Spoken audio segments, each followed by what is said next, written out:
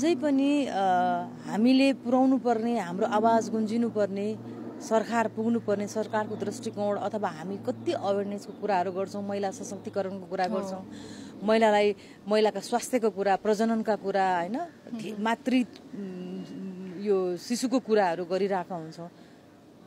सायद पुगेको पनि होला, तर हामीले यहाँ गर्दा चाहिँ जुन हलमा जुन म त जहिले गएको ठाउँमा पनि भन्छु, यो यहाँ नहुनु पर्थ्यो, यो कर्णालीको कुनै ठाउँमा हुनु पर्थ्यो या मध्य प्रदेशको कुनै ठाउँमा हुनु पर्थ्यो जहाँ आवश्यकता छ, जहाँ सुनिनु पर्ने हो भनेर चाहिँ म आवाज उठाइ नै रहेको हुन्छु र उठाइ नै रहन्छु।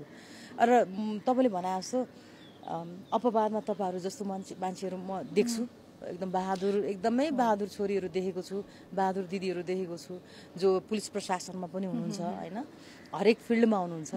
तर जति हुनुपर्ने हो त्यति भएको चाहिँ देख्दिनँ।